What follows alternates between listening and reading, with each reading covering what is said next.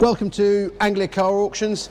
Our final day of viewing is just drawing to a close. The last few people are heading off. We've had a great couple of days. It's really super to see the people here looking at different cars. All the cars have had interest from different people, and it's amazing how many people have said, I came here to look at X or came here to look at the Stag, but I'm completely fascinated and fallen in love with the Mini or the Mercedes or the Nissan, etc.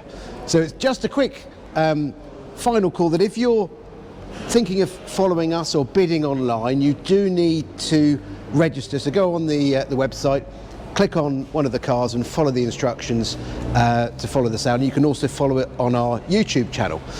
But I've been just walking around the halls and spotted a familiar face. Now, Richard, if you don't mind for one moment, Richard Hudson Evans will be a familiar face to many of you that go to a lot of auctions, classic car auctions, or read classic press. You've been for many years a stalwart of the classic car scene and a man for statistics and figures. Well, I'm probably older than most of the cars that are for sale, shall we put it that way? Yeah. Yes, my purpose really is to review the cars in the metal. Yes. Not just see them in advertisements or see them online. And what I'm interested in is what condition they're in, and then when there is a price, why is it that price? And that's dependent on the condition, the mileage, and basically what it looks like on the day. Yes, yes, fascinating. So you do a lot of miles every year. I'd hate to think how many miles you do every year. 1,000 miles a week. 1,000 miles a week. Yeah. So you don't have to. So if you're looking at these figures, Richard puts a context to them, and you'll also grade them sort of condition-wise. Yes, so it puts a context. I grade them from condition 1, which is better than the manufacturer made it in the first place, right the way down to condition 5, which might be a few parts only, and maybe an ID. Yes, yes. And where is the best place for people to see the auction figures and statistics? Where would you? Well, the Haggerty price guide is pretty good. Yep. I'm a contributor to that. I supply data to that. Yep. And I supply data to Classic Analytics and Classic Data.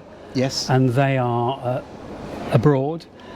So my data is extensively used by insurers and finance companies in Europe and the US and the UK. That's fascinating. Fascinating. Now I won't draw on you to say has anything particularly taken your fancy, but when you walk around the halls here, I'm sure there's quite a few cars that you've got a memory. Like you said, you've been in the business for quite a long time. You've got a memory of them, a particular fondness.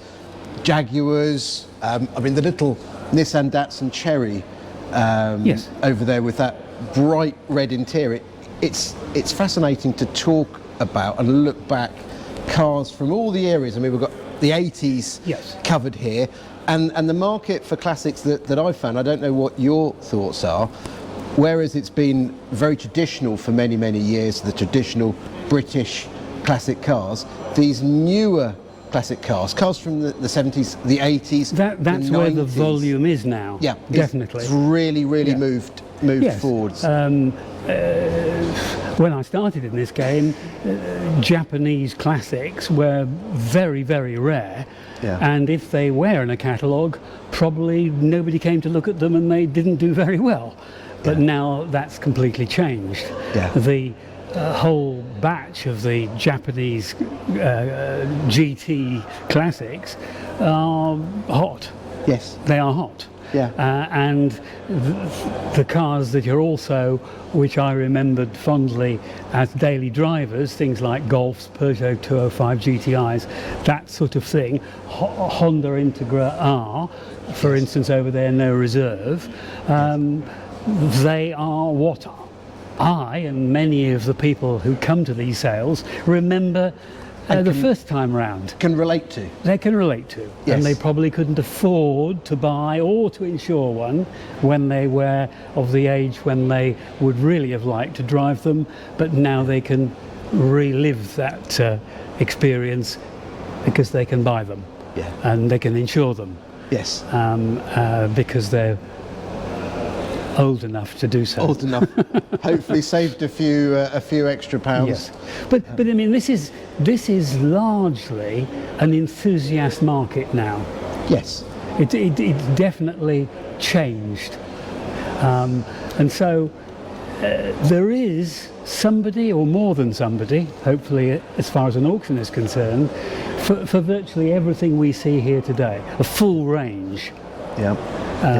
They mean something to somebody. They do. Everybody's... No reserve 3-door Land Cruiser, 3-litre diesel, for instance, outside. No reserve. Very nice condition. Yeah, short wheelbase, manual gearbox. Perfect for towing. Yes. It hasn't actually towed anything because there's no tow bar on it. But I mean, that could be interesting to somebody to tow their classic cars around with. Yes.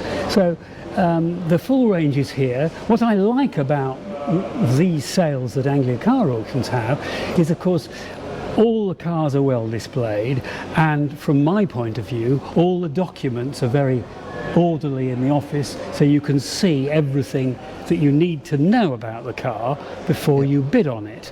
Yes. And the final point is, you see them started up, you see them, as long as they're not a restoration project, yes. driven past the rostrum.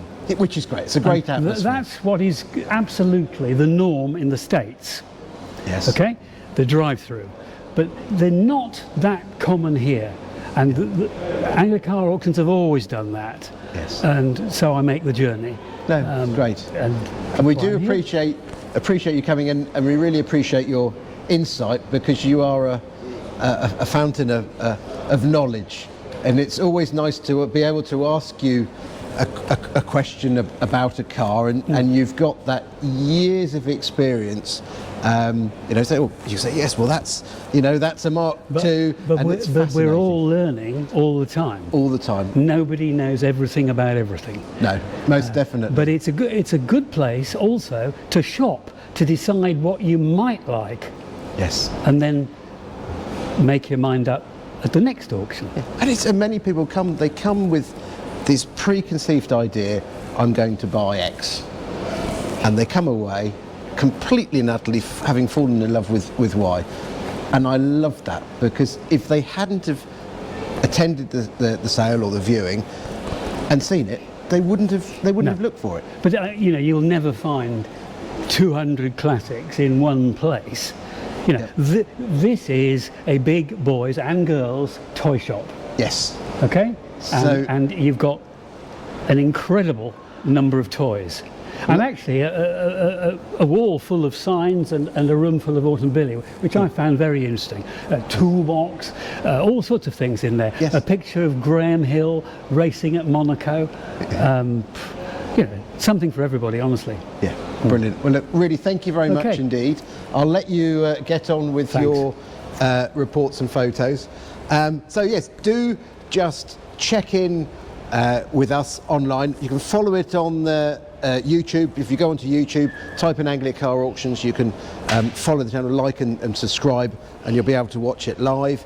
And if you'd like to take part in the bidding process, please don't leave it too late. Go online on our website, angliacarauctions.co.uk, and register to bid. So it'll be great to see you. Do follow us. And Dale, thank you very much for your great camera work behind there. There's a big smile. It's slightly cold hands because the hall's a little bit chilly, but thank you very much indeed. Take care. Bye-bye.